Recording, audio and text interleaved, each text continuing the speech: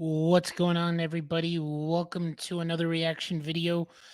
Thank you all for watching previous reaction videos on this channel. I like to share any kind of different reactions leading up behind the scenes of stuff.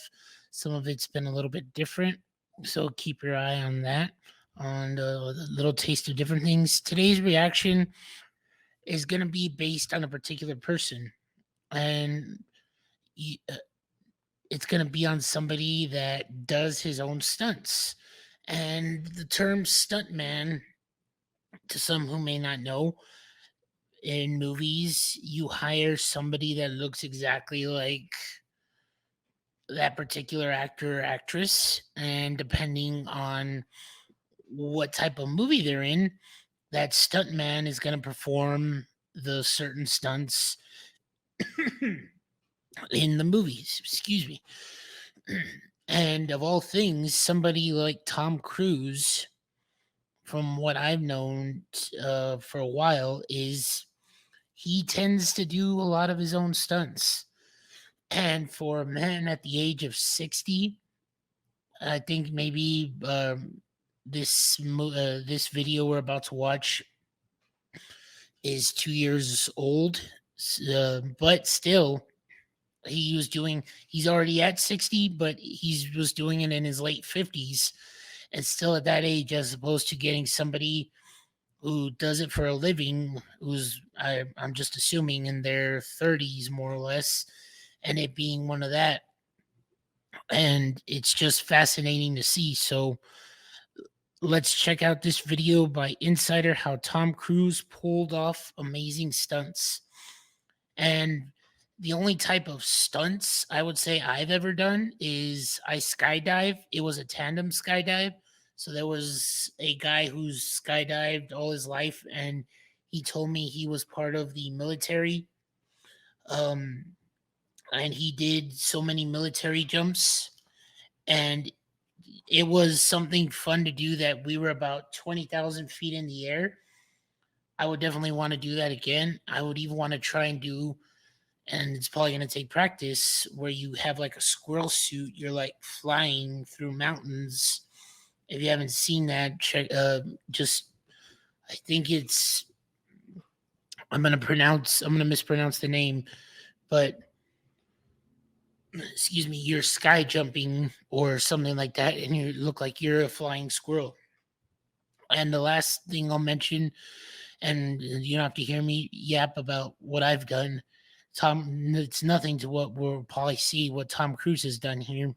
Is I went to Vegas when I turned 21, and I kind of like a free dive off of the Stratosphere, and the Stratosphere Casino, and then you like kind of you have a string on you, you jump off, and you slowly get laid down to the ground. So nothing compares to what I would assume Tom Cruise has done. So let's take a look at the stunts of what Tom Cruise has done. This scene from Mission Impossible Fallout. Ethan Hunt jumps 25,000 feet out of a plane before landing in 5,000 more than Paris. me. A risky move like this would normally require a stunt double, but that's actually Tom Cruise, and that background behind him is not a green screen. The actor is famous for almost always doing his own stunts, no matter how dangerous. From climbing the world's tallest building to hanging off the side of a plane to pulling off perhaps one of the most dangerous helicopter chases ever captured on film, Cruise is always finding new ways. And as you see here, he's learned how to fly airplanes, got pilot's license. He just learns new things as he goes, depending on what movie he's in. The dude is a fascinating man, to say the least. To top himself, and he's not stopping anytime soon.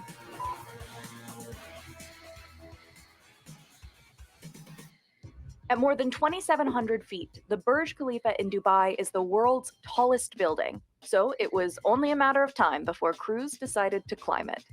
For this stunt, the actor had to climb 1,700 feet in the air, so he had to wear a special harness attached to strategic points in the building. To do this, the crew needed to break 26 different windows, with permission, of course. This harness was so tight, Cruise said it cut off his circulation.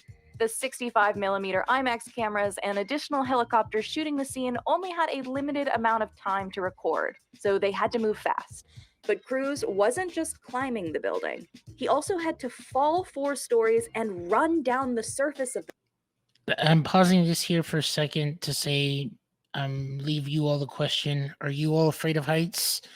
For me, I'm not saying I'm not, but I wouldn't see myself kind of running against a 2,000 foot building. So no, thank you. Whoop. the building in a move known as an Australian rappel. All of this required a lot of preparation. Cruise practiced by climbing up a makeshift glass wall heated with artificial lights to replicate the hot temperature of the windows on the Burj Khalifa. Stunt coordinator Greg Smers estimated that Cruise and the crew 110% put in at effort. least 200 hours of rehearsal time. This isn't Cruise's first experience climbing, however. In 2000's Mission Impossible 2, he climbed a 2,000-foot cliff in Utah, attached to nothing but a thin safety rope, and had to jump 15 feet from one cliff to another. Okay, I would not do this. That is just, that gives me the heebie jeebies. That's no, thank you. Not that.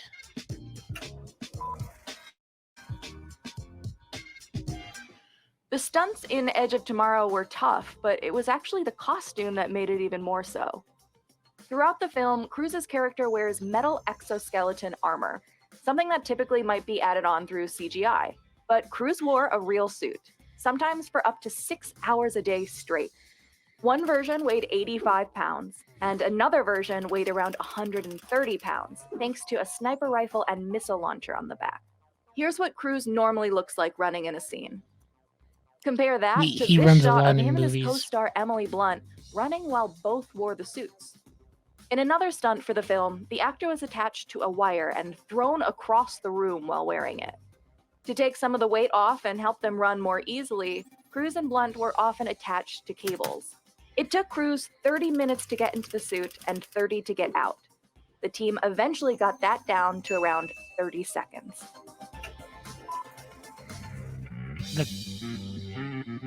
While Cruise had plenty of experience flying planes in Top Gun, in Rogue Sorry, before she continues, I would like to learn how to fly a plane, not hang on the side of a plane, as you're about to see here for a second. Nation, he decided to go into the air in a rather unconventional and more terrifying way. For the film's opening scene, he had to cling onto the side of an Airbus A400M that took him up 1,000 feet at a speed of 100 knots for 6 to 8 minutes.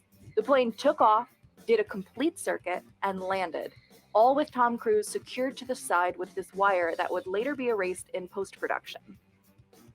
Because the plane went so high into the air, Cruise had to wear special contacts to protect his eyes from flying debris and strong gusts of wind.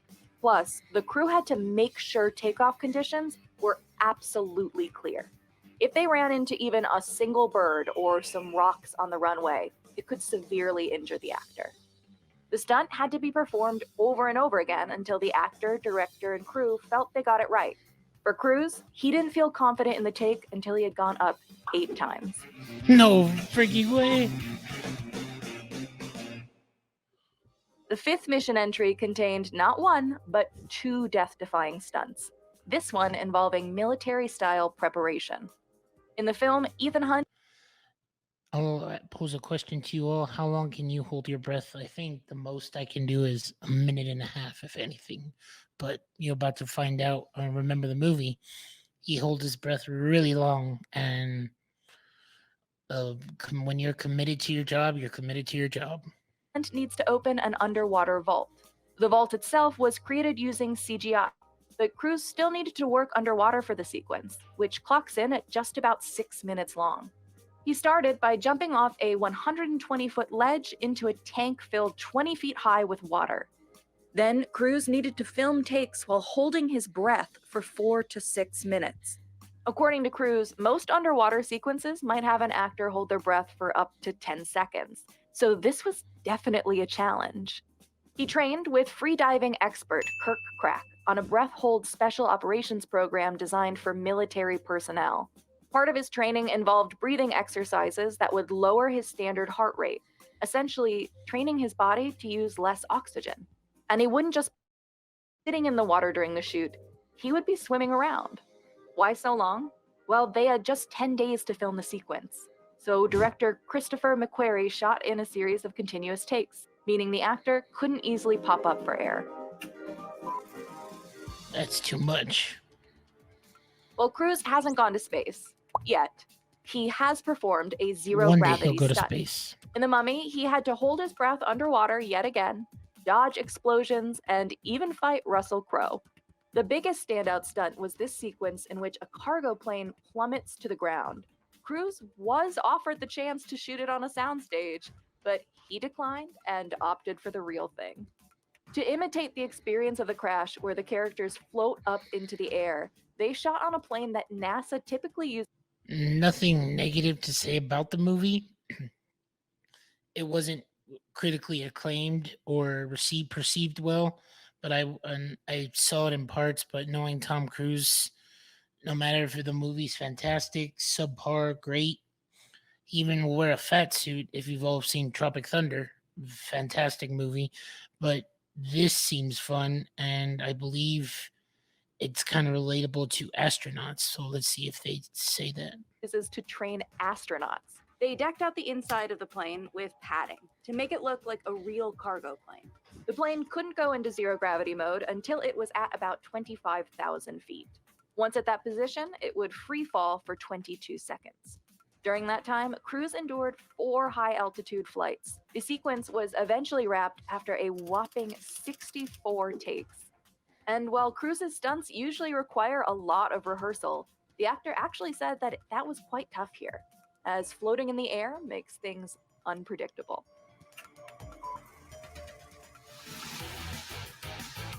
Cruise has flown a plane and hung onto the side of one, but for Fallout, he also learned to fly a helicopter as part of an aerial chase sequence.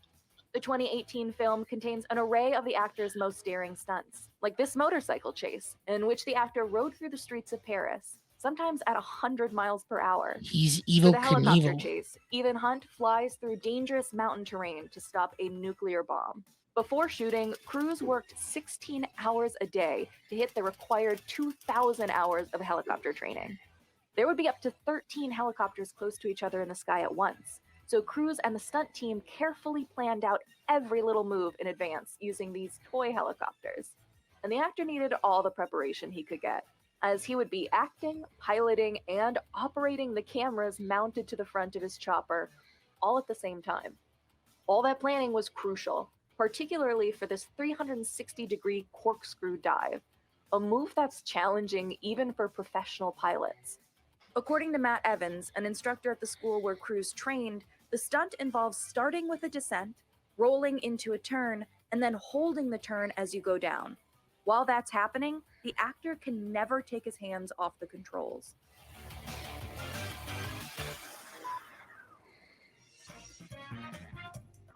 In Mission Impossible 2, Cruise's character jumps out of a helicopter, but that scene was shot using a green screen. In Fallout, Cruise decided to actually jump out of a plane and became the first actor to do a halo jump on camera. Halo stands for High Altitude, Low Opening. He jumped from a height of over 25,000 feet, but didn't open his parachute until he was below 2,000 feet. This military move allows a soldier to jump into battle undetected. The actor practiced in a giant wind tunnel constructed on the set, and then, according to stunt coordinator Wade Eastwood, jumped out of a plane around 100 times. And a trained stunt camera operator also had to jump out of the plane with Cruise to get the shot. To make sure every facial expression was still visible on camera, the crew developed a special helmet for Cruise with a light in it, allowing him to breathe properly while falling.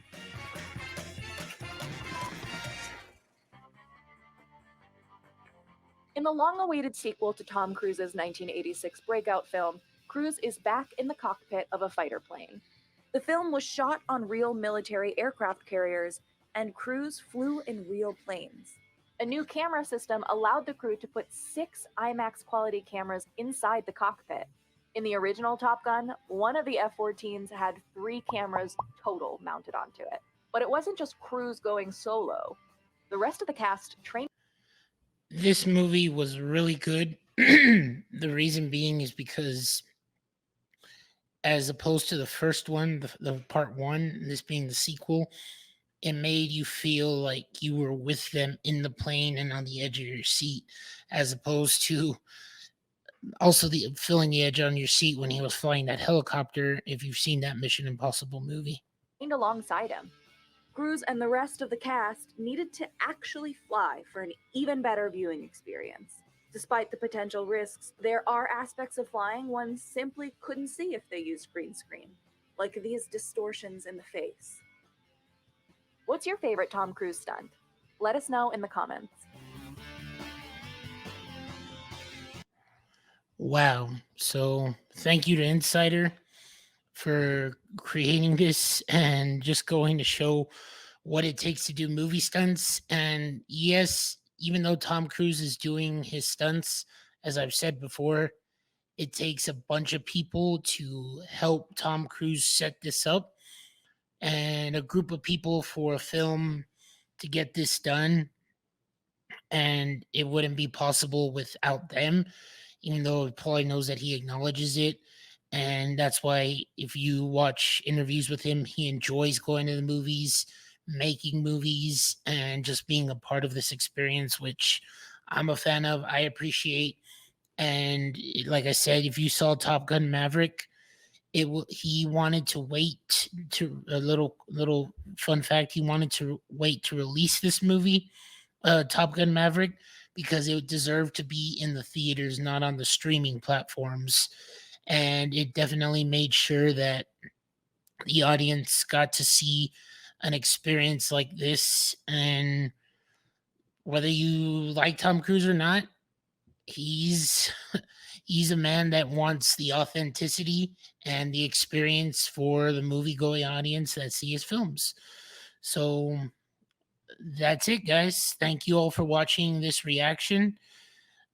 Check out other videos on the channel, and I will definitely have more stuff like this, or maybe change it up, as I said at the beginning, a little bit different.